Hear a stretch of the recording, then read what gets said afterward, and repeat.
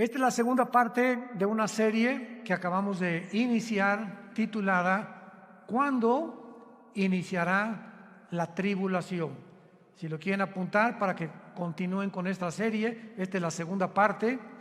En la primera parte que compartí hace algunas horas, pues di un panorama geopolítico de toda la situación que ha suscitado la invasión a Ucrania, la alianza rusa, China, iraní y Turquía, profetizada hace 2700 años, la forma como el mundo se ha desarticulado a tal grado donde pues ya realmente la gente están como borreguitos, siguiendo todo lo que se les dice, sin investigar, sin usar el sentido común, sin consultar con expertos acerca de todo lo que está pasando. En fin, vivimos un mundo muy difícil. Y una de las cosas más importantes es que la Biblia nos revela que vendrá sobre el mundo un periodo de tiempo de terribles catástrofes. No son comparables con nada de lo que en toda la historia, escuchen esto, ni siquiera con el diluvio universal de los tiempos de Noé. Porque vino el diluvio, ¿verdad? Y murieron inmediatamente todos los seres humanos, menos 8 personas, Noé, su esposa, sus 3 hijos y las 3 esposas de sus hijos. Pero lo que se viene en el mundo se compara en la Biblia con los dolores de parto de una mujer. Cuando una mujer entra en dolores de parto, ya casi al iniciar el 9º mes, vienen dolores, van aumentando hasta que se rompe la fuente y llega la criatura tan esperada con el último dolor.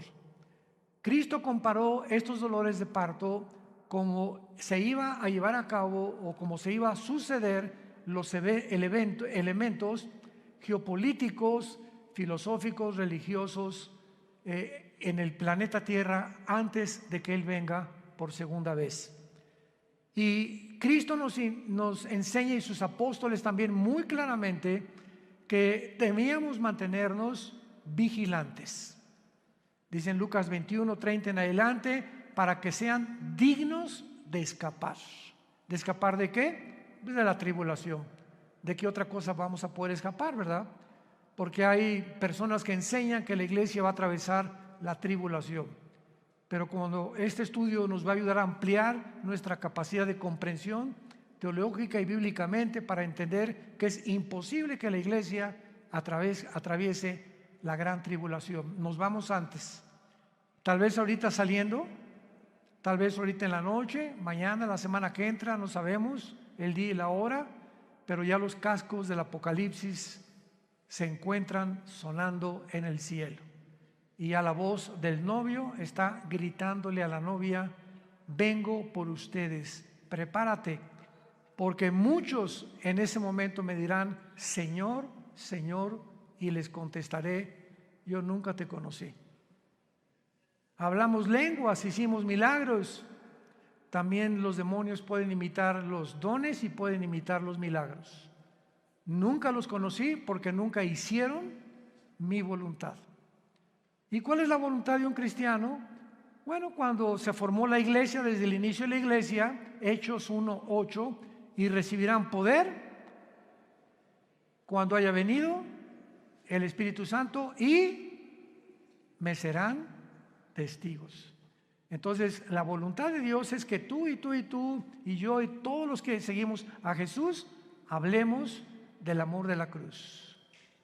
Le hables a tu familia, le des testimonio de lo que Dios hizo en tu vida. Puedes comenzar con eso: fíjate que pues yo era así y era así, etcétera, etcétera. En la Navidad, en una fiesta, en un cumpleaños, y mi vida cambió. ¿Y por qué? Pues conocí a Jesucristo. Oye, pues yo también sigo a Dios, etcétera, etcétera. Y le contestas tú: ¿a cuál Dios? Los hindúes tenían 6 millones de dioses. Entonces la gente tiene muchas escapatorias, ¿verdad?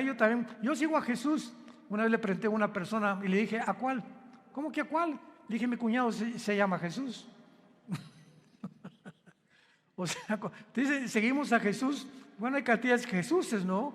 Y el Jesús de la Biblia es otra cosa. Entonces vamos adiestrándonos para prepararnos para estar mejor. listos para estos tiempos que vivimos. Muy bien. Muchas personas creen que el rapto de la iglesia va a ser el inicio de la tribulación. O sea, desaparecemos del mundo millones de personas y en ese momento comienza el anticristo a confirmar un pacto con los judíos y con varias naciones árabes. Sin embargo, no es eso lo que enseña la Biblia. El principal propósito de la tribulación, y la tribulación no se inicia con el rapto de la iglesia. Podemos irnos, por ejemplo, hoy en la noche en el rapto de la iglesia, viene Cristo mañana por nosotros, y pueden pasar un mes, 2 meses o tal vez un año cuando comience la tribulación. Entonces no necesariamente viene el rapto e inmediatamente comienza la tribulación. La tribulación, los que quieran apuntar, comienza, tiene su inicio cuando el anticristo confirme un pacto de paz con la nación de Israel y con naciones árabes. Abran sus Biblias en el libro de Daniel, capítulo 9, versículo 27. Daniel 9, versículo 27. En este capítulo 9 de Daniel, de los versículos 24 al 27, se encuentra la famosa semana 70 de Daniel. Porque hace 2600 años, Daniel se encontraba en Babilonia cuando comenzó a leer al profeta Jeremías. Y Daniel descubre, leyendo el profeta Jeremías, de que el exilio o todo ese tiempo en que Nabucodonosor se llevó a los judíos a Babilonia, los 70 años de exilio estaban por terminar. Y Daniel se sorprendió, era un hombre de Dios que oraba 3 veces al día, en la mañana, en la tarde y en la noche.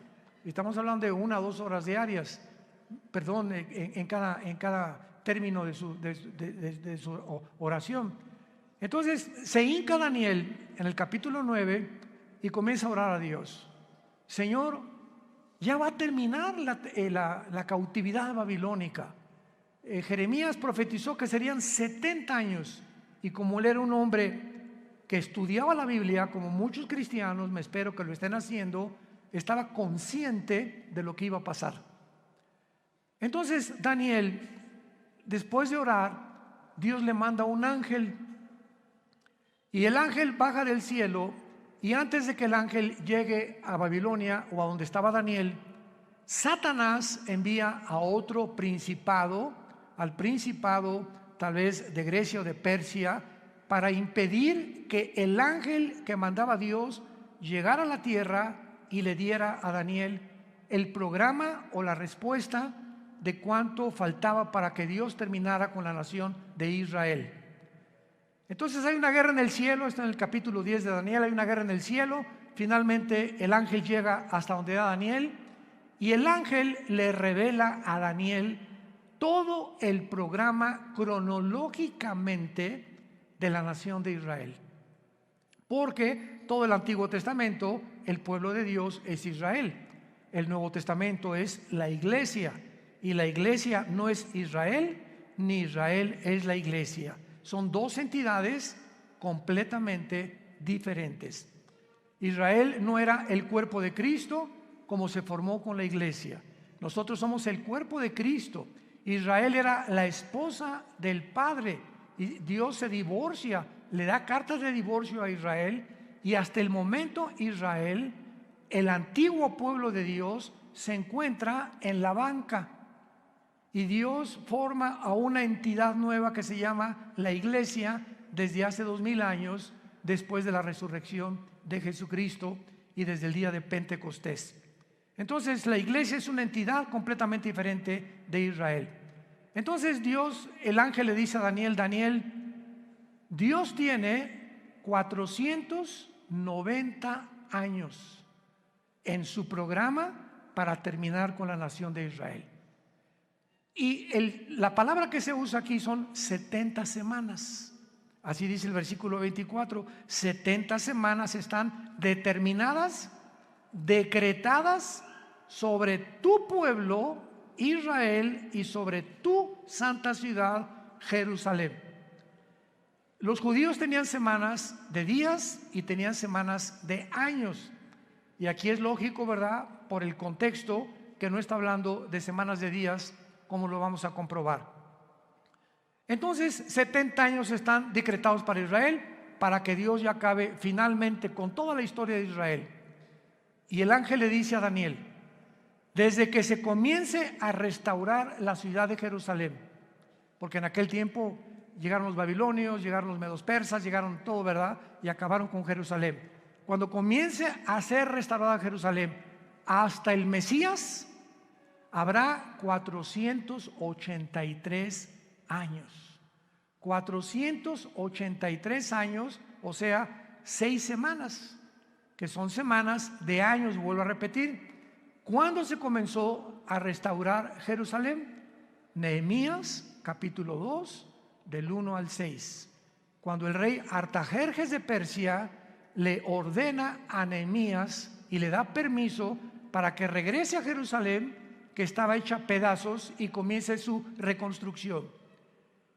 Y del momento de que se decretó el regreso o la restauración de las murallas de Jerusalén hasta el Mesías, matemáticamente, damas y caballeros, santos de Dios, lo comentaba en la conferencia anterior, para cualquier ateo, cualquier escéptico, cualquier agnóstico que esté buscando evidencias en la Biblia, esto es extraordinario. Fueron exactamente desde la reconstrucción de Jerusalén hasta la muerte de Jesús 483 años. ¿Faltan cuánto? Faltan una semana, o sea, 7 años. Por eso se llama la semana 70 de Daniel. Entonces, los judíos rechazan al Mesías y se interrumpe el reloj cronológico de Dios. Y le dice Dios a Israel: no me vas a volver a ver, Jesús, con las palabras de Jesús, hasta que digan Baruch Hashem Adonai Eloheinu, que significa en el hebreo: bendito el que viene en el nombre del Señor. Hasta que ustedes me reconozcan como Mesías, no vuelvo a tratar con la nación de Israel. Entonces Dios se vuelve y forma una nueva entidad llamada la iglesia. Y la palabra iglesia, eclesia en el griego, significa los que Dios llama fuera del mundo espiritualmente. Nos envía Dios a su espíritu a morar dentro de nosotros para que tengamos el valor. No nos dio espíritu de cobardía, le dice Pablo a Timoteo, sino de poder y dominio propio, para que tengamos el valor de hablar del Mesías al mundo, de hablar del amor de Dios a mi familia, a mis suegros, a mis hijos, a mis padres, a mis compañeros de la oficina, en el bufete, en el consultorio médico, para hablar y decirle al mundo su necesidad profunda, intrínseca, de recibir al Salvador. Ese es el valor que una persona que no tiene a Cristo no testifica.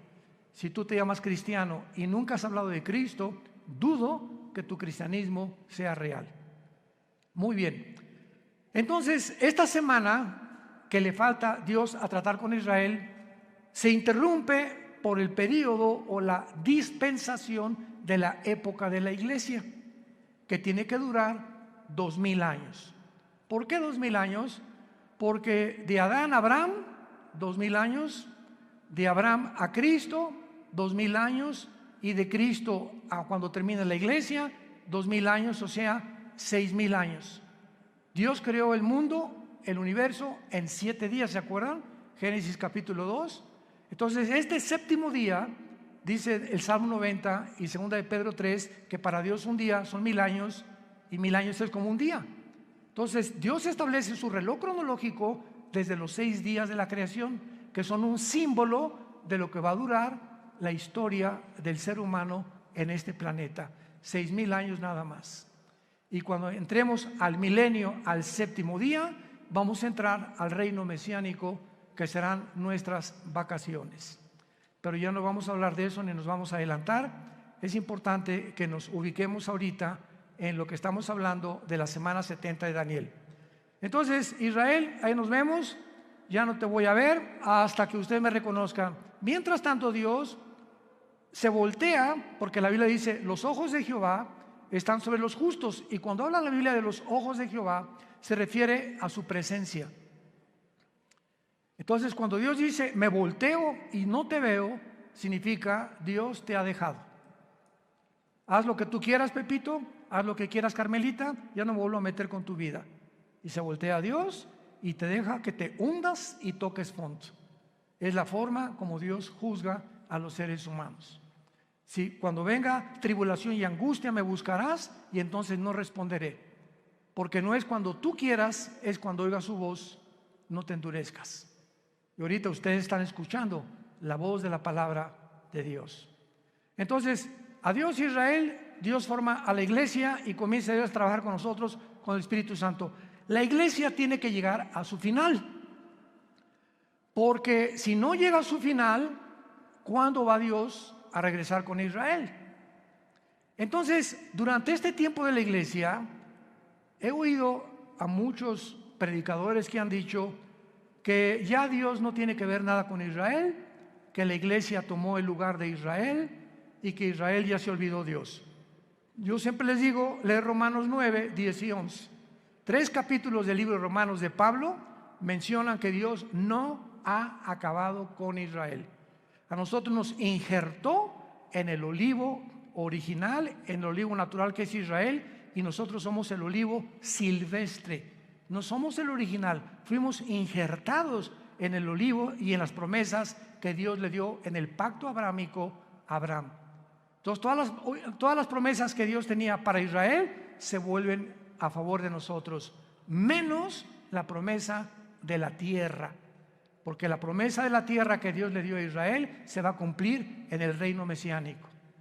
Entonces, ahora que Dios está tratando con la iglesia tiene que salir del mundo para que estos 7 años que quedan de la semana 70 de Daniel, que se llaman los 7 años de la tribulación, y vamos a ver qué otros términos se usan en la Biblia, Dios trate con Israel y los meta a un horno. ¿Qué microondas ni qué nada? Va a ser un horno de fuego donde los va a purificar para que puedan estar listos y entrar junto con nosotros al reino mesiánico o al reino milenial.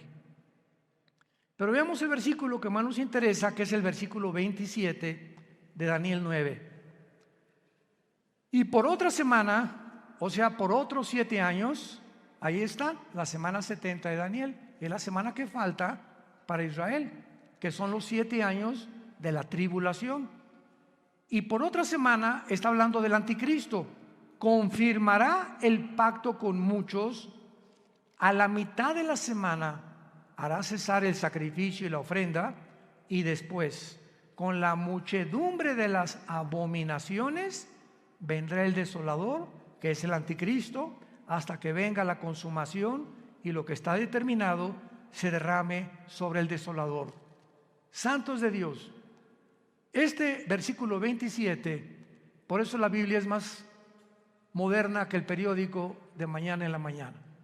La Biblia es más moderna que cualquier noticia que el mundo pueda sacar, porque todo Dios lo puso con anticipación para que cuando suceda nos acordemos que Dios es el Dios que conoce el futuro. Y ese es el verdadero Dios a quien tú y yo estamos sirviendo.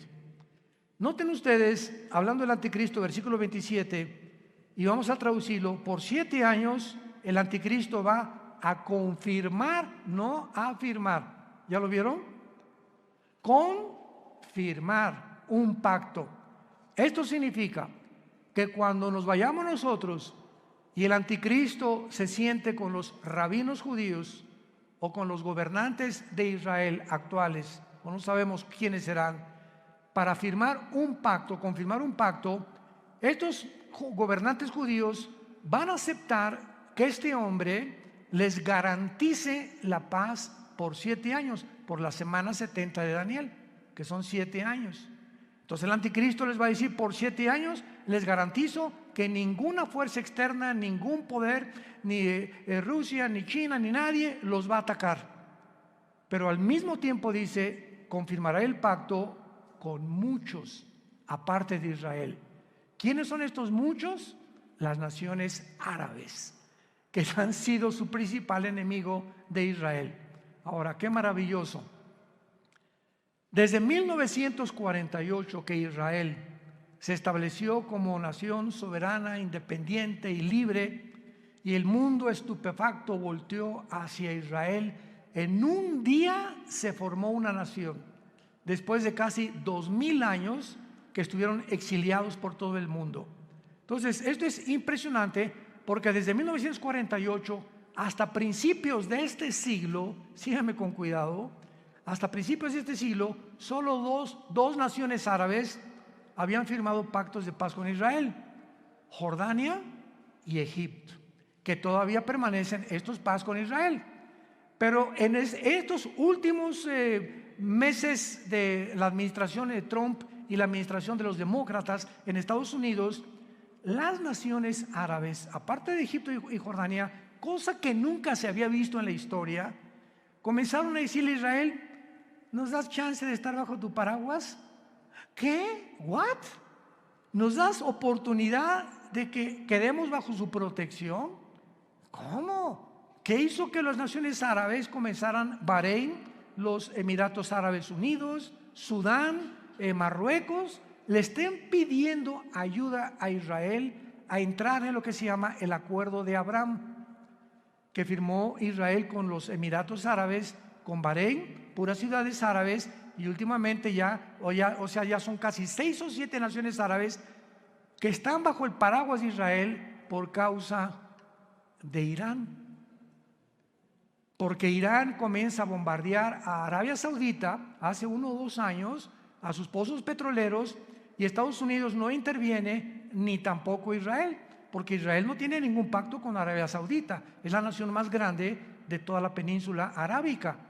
Entonces se dan cuenta los árabes que si Estados Unidos no los protege ya, solamente les queda la aviación y el ejército de Israel, que es el ejército más poderoso del mundo entero.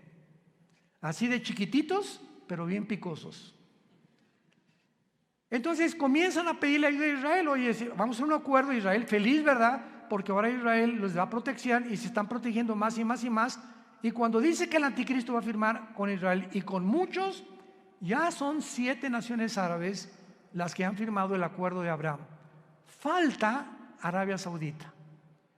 Y Arabia Saudita, ahora que vino el presidente Biden a Arabia, todo el mundo, primero fue Israel, después fue Arabia, todo el mundo estaba esperando porque él venía a eso. Pues vamos a convencerlos de que firmen y se unan a Israel.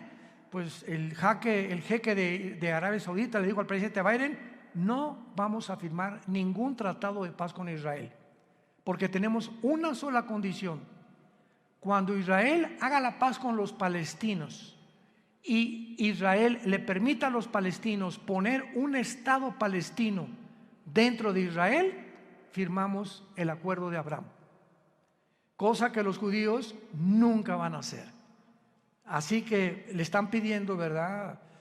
Algo que está completamente en contra de la misma política de hace más de 75 años que se formó Israel, para que ellos permitan que los palestinos formen un estado dentro de Israel. Imagínense, ahorita están los palestinos en la Franja de Gaza, están en el Banco Oriental, en Jericó, y están en la frontera con Galilea, en las colinas del Golán, Siria, apuntando los cañones contra Israel. Entonces imagínense que en México haya 2 Méxicos. O sea que la península de Yucatán y Chetumal, etcétera, etcétera, le digan al presidente: pues nos independizamos del gobierno mexicano, pero vamos a estar dentro de la República Mexicana, pero con 2 gobiernos. Vamos a hacer completamente 2 gobiernos, y va a haber 2 gobiernos dentro del mismo terreno geográfico de la República Mexicana. Pues esperamos guerras, ¿verdad? Esperamos siempre haber problemas, porque pues ¿cómo vamos a poder estar 2 presidentes gobernando el mismo terreno geográfico que nos pertenece desde hace miles de años? Entonces Arabia Saudita está ahorita completamente descansando, ¿verdad? Está en pausa hasta que Israel le conceda a los palestinos tener una nación dentro de Israel, cosa que va a suceder. ¿Dónde lo encontramos? En el libro de Joel, en el Antiguo Testamento.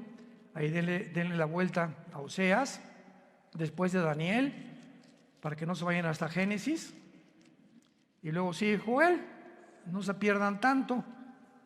Y aquí en el libro de Joel, capítulo 3, que describe la Tercera Guerra Mundial y la venida de Jesucristo, dice así, Joel capítulo 3, versículo 1 y 2, principalmente.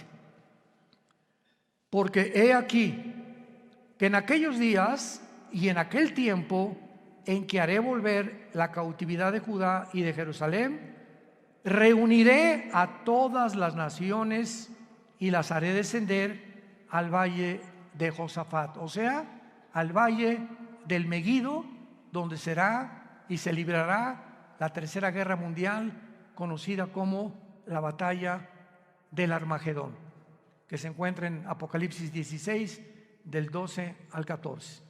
Los reuniré en el valle de Josafat y allí entraré en juicio con ellas a causa de mi pueblo y de Israel, mi heredad, a quienes ellas esparcieron entre las naciones y repartieron mi tierra. Una de las razones por las cuales Dios se va a enojar con la nación de Israel es que van a acabar cediendo a la presión de otras naciones para permitir dos naciones dentro de una nación. Repartieron mi tierra, la tierra que Dios le prometió a Abraham, a Isaac y a Jacob. Muy bien, ahora veamos este famoso pacto de paz o tratado que confirmará el anticristo, porque hay 5 cosas claves de este tratado, los que lo quieran apuntar. Número 1, el tratado de paz que el anticristo va a confirmar con Israel será entre Israel y el anticristo, involucrando a naciones árabes. Número 1, involucrando a naciones árabes. Puesto que el anticristo tiene que surgir de alguna de las naciones que formaron el antiguo imperio romano, él será el principal protagonista. Ahora vean esto. Para los judíos el anticristo va a ser casi como un Mesías, porque para que hayan confiado que nadie los va a agredir y para que el anticristo tenga el poder de detener a naciones que sean contra Israel, es porque el anticristo va a ser un personaje sobrenatural, controlado por un principado completamente angelical, un principado de Satanás. Ahora esto es muy importante, ¿verdad? Porque él va a ser el principal protagonista y él no va a permitir que nadie los ataque. Antes de que el anticristo firme este tratado, va a haber 2 guerras en Israel, que están mañana en el periódico delante de nosotros. La primera es la del Salmo 83. El Salmo 83 profetizó hace 3000 años que las naciones árabes que forman el círculo cercano a Israel, Egipto, Jordania, el Líbano, Irak y Siria, van a tratar de aniquilar a Israel por segunda o tercera o cuarta vez. Lo intentaron en el 48 cuando regresaron. Al otro día, cuando el primer ministro de Israel proclamó Israel como un estado libre y soberano, los atacaron al otro día, el 15 de mayo de 1948. Los volvieron a atacar en 1956. Los volvieron a atacar en la Guerra de los 6 días, 1967, junio del 1 al 7 de 1967. Y los volvieron a atacar en la Guerra de Yom Kippur, 1973. Cuando Yasser Arafat formó el movimiento para la liberación de Palestina, jurando en el decreto que tienen los palestinos: nunca permitiremos que podamos tener un gobierno en Israel sin Jerusalén. Imagínense nada más. Todos los diplomáticos, el presidente Bush, el presidente Carter, el presidente Clinton, el presidente Reagan, el presidente Trump, el presidente Biden, le han dicho a los palestinos, bueno, les damos la mitad de Jerusalén y les damos aquí, les damos allá, y ellos dicen, no, toda Jerusalén. O sea, cosa, ¿verdad? Me río porque es una imposibilidad. Como dijo Benjamín Netanyahu, que tal vez próximamente vuelva a recobrar el primer ministerio en Israel, Netanyahu dijo, el día que realmente nuestros enemigos quieran que les demos Jerusalén, vamos a tener lista la operación Sansón, así se llama, la operación Sansón. ¿Qué pasó con la operación Sansón? ¿Se acuerdan de la vida de Sansón? En Números capítulo 3 en adelante. Bueno, a Sansón le sacaron los ojos, una mujer lo debilitó en sus fuerzas por andar ahí de rabo verde, ¿verdad? Y el Espíritu Santo lo abandonó a Sansón, se quedó sin fuerza, y entonces los filisteos tenían como un circo, lo pusieron lo empujaron, a ver tu fuerza, etc., y comenzaron a burlarse de él. Y ahí Sansón, en medio de este espectáculo donde todos se burlaban de él, los filisteos, le dijo a Dios, Padre, por favor yo te pido, como un último acto de mi voluntad, llévame a donde haya 2 columnas, porque Sansón conocía el teatro filisteo, para que yo pueda derribar este teatro. Y entonces unas personas que lo guiaron, ¿verdad?, lo pusieron debajo de las 2 columnas, y entonces Sansón muere junto con todos los filisteos. O sea, Sansón tenía el ministerio de acabar con los filisteos, y fue hasta su muerte que terminó con ellos. En su muerte terminó con su ministerio. Entonces los judíos le llaman Operación Sansón. Si nos atacan, morimos junto con ustedes. Tenemos la bomba nuclear. Entonces Israel nunca va a permitir una invasión. Hasta este momento no lo ha permitido y siempre ha ganado. Y nunca Israel ha sido el que provoca a sus enemigos. Nunca él ha buscado la guerra. Siempre se ha defendido de las naciones árabes. Con esto, para que no haya malos entendidos, no estamos hablando que somos judíos, porque ahorita no hay judío, no hay griego, no hay gentil, no hay italiano, no hay mexicano. En Cristo, en la iglesia, todos somos iguales. Y ahorita los judíos tampoco son parte de Dios. Están en la banca, ahorita la iglesia son los ojos y el interés principal de Dios el Padre. Pero Dios va a regresar con ellos cuando la iglesia no está en el mundo. Esta guerra del 83 no tarda en liberarse, porque Irán sigue amenazando a Israel. Esta semana Israel bombardeó el aeropuerto de Alepo, donde encontraron que había aviones cargados de armas iraníes que estaban proveyéndoselas a los sirios para atacar a Israel. Entonces ahorita Israel anda, ¿verdad?, pero con los ojos abiertos, con sus aviones F-35 vigilando por todos lados que no haya movimientos de armas de Irán, principalmente a Líbano, a Siria o a Irak, porque son las naciones donde Irán tiene la supremacía. Irán ahorita sostiene a Hezbollah, el grupo terrorista más grande del mundo en el Líbano, sostiene a los yudis en Yemen, en la península arábica, y sostiene al grupo de Hamas en la franja de Gaza o en la franja de los palestinos. Así que Irán ahorita es el peligro número 1 del Medio Oriente, y es el que va a iniciar esta guerra para que ataquen a Israel. Muy bien. Después de esta guerra, que tal vez nosotros la vayamos a oír en estos días, porque ya no tarda ahorita con tantos viajes que está bombardeando Israel y a Siria e Irán, y van a tener que responder, y se va a armar un conflicto bélico muy grande. Israel va a volver a ganar, de acuerdo al Salmo 83, va a volver a ganar. Y después de la guerra del 83 viene la guerra de Gog y Magog. Ezequiel 38 y Ezequiel 39 en el Antiguo Testamento. ¿Cuál es la guerra de Gog y Magog? Cuando Putin vea que ya los judíos vencieron a los árabes, ahorita Putin está reuniendo a todas las naciones islámicas del mundo entero bajo su sombrilla. Y bíblicamente en Ezequiel 38 las naciones que van a estar en la región de Magog. Magog es una zona geográfica que comienza desde Finlandia, el mar Báltico, baja por Ucrania. Ucrania pertenece a Magog, por eso nunca se va a salir Putin de Magog, de Ucrania jamás.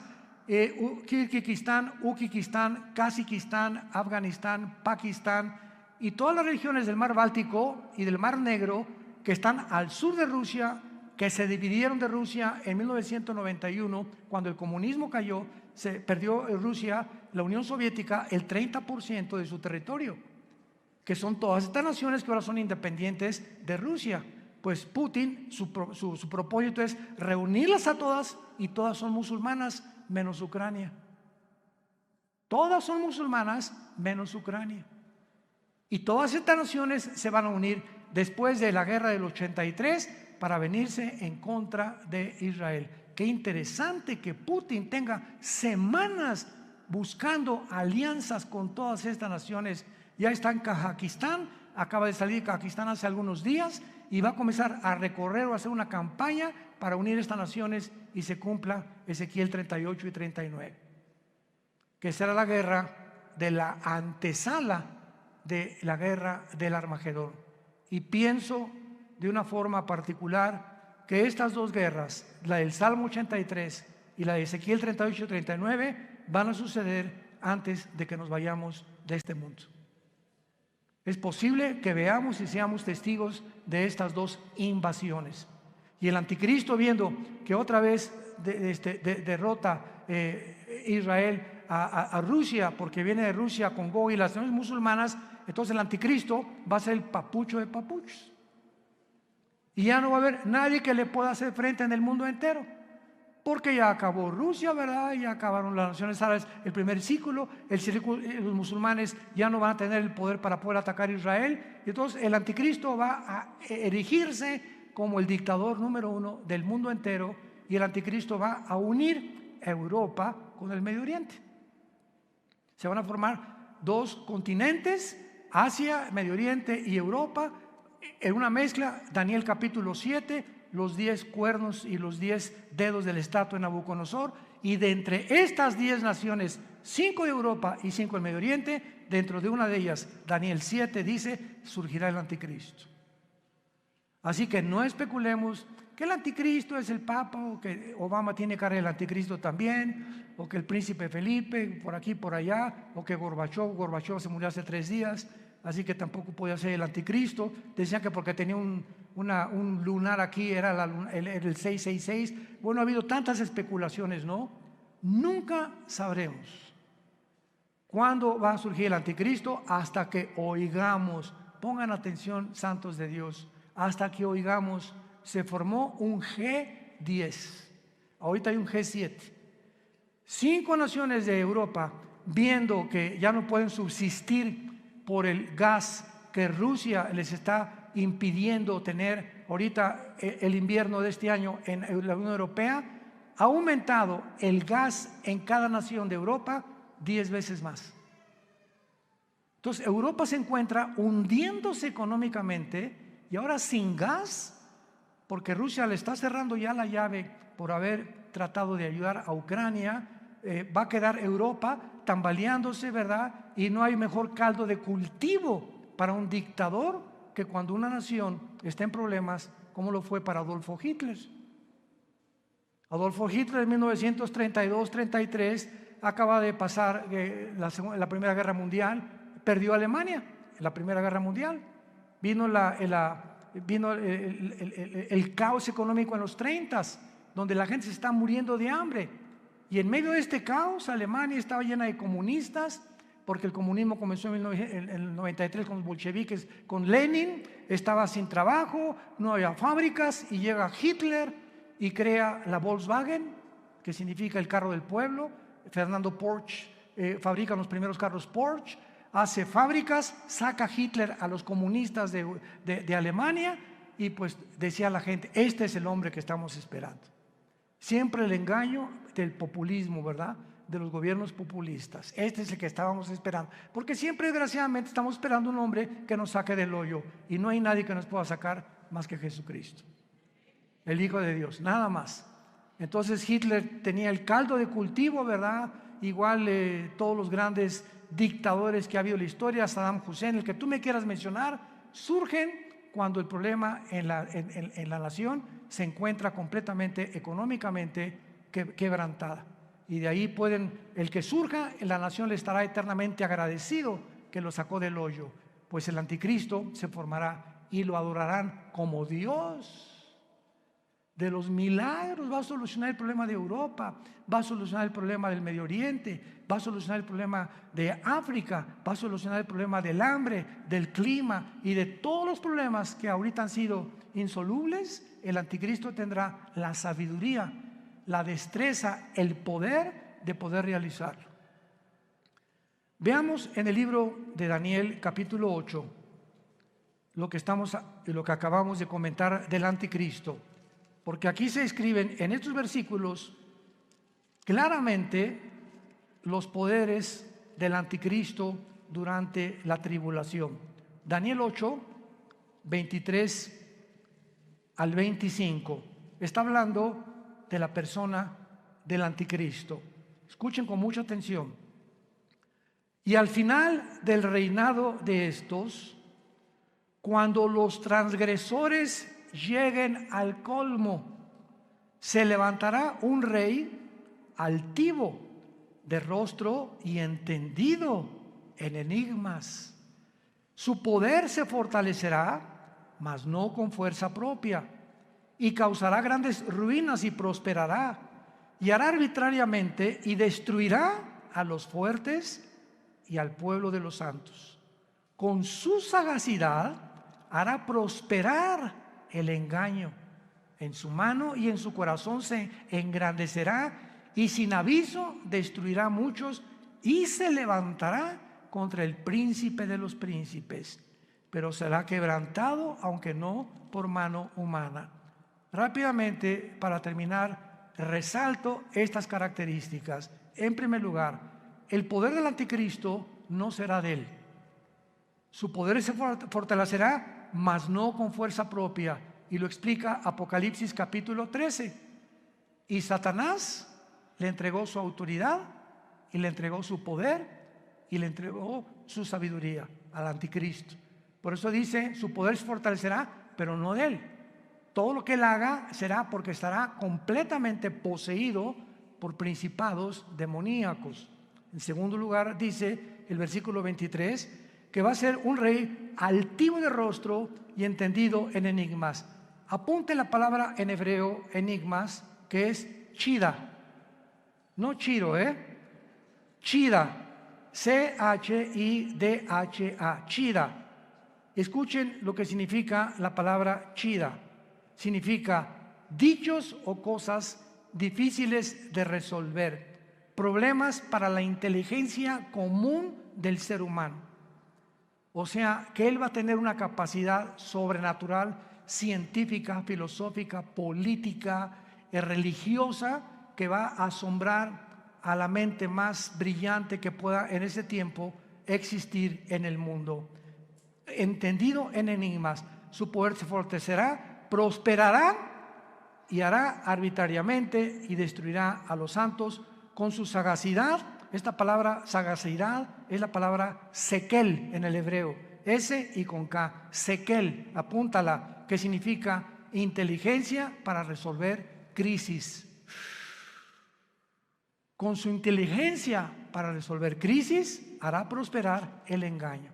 O sea, todo su reino será de engaño, de mentiras, de promesas falsas, porque a los 3 años y medio, en lugar de los 7 años, entrará al templo judío, les permitirá reconstruir el tercer templo a los judíos, los traicionará a los judíos y comenzará la persecución. Mateo 24, 15 al 20. Así que nos encontramos, hermanos, ante un panorama delante de nosotros que es muy claro, porque será un pacto firme el que va a confirmar. Va a iniciarse con 7 años de falsas promesas. Les dará a los judíos el derecho de reconstruir el templo, y a los 3 años y medio profanará el templo, persiguiendo a los judíos y a los cristianos que queden en aquellos días. Tenemos ante nosotros una película, por eso se llama el Apocalipsis. ¿Saben qué significa la palabra Apocalipsis? Viene del griego descorrer la cortina, es lo que significa, descorrer la cortina. Dios en el Apocalipsis nos descorre las cortinas que nadie con su inteligencia natural o humana puede penetrar en el futuro más que el Dios de la Biblia. Nos corre y nos abre la ventana para que nos asomemos y nos diga: he aquí, vengo en breve. Dichosos los que lavan sus ropas para tener derecho al árbol de la vida, y para que sepan que en cualquier momento vengo por ustedes, y muchos se arrepentirán, se jalarán los pelos al darse cuenta que era demasiado tarde, porque nunca hiciste firme tu vocación y tu elección. La puedes tú hacer en esta tarde a través de la convicción que el Espíritu Santo causa en tu corazón. Oremos. Te damos gracias, Padre y Dios de Jesucristo nuestro Señor, el gran pastor de las ovejas, por el pacto sempiterno. Oramos que Dios te haga hacer, que te motive y que tu pueblo pueda despertar, Señor, porque tu pueblo está dormido. Hay un engaño operando en el mundo entero ya, haciéndonos creer cosas que no son reales. Los medios de comunicación están llenos de mentiras, falsedades por todos lados, donde el mundo ya no sabe qué creer y qué no creer. Pero tenemos la palabra profética más segura, a la cual haríamos bien en estar atentos como una antorcha que alumbra en lugar oscuro hasta que el lucero de la mañana salga en nuestros corazones.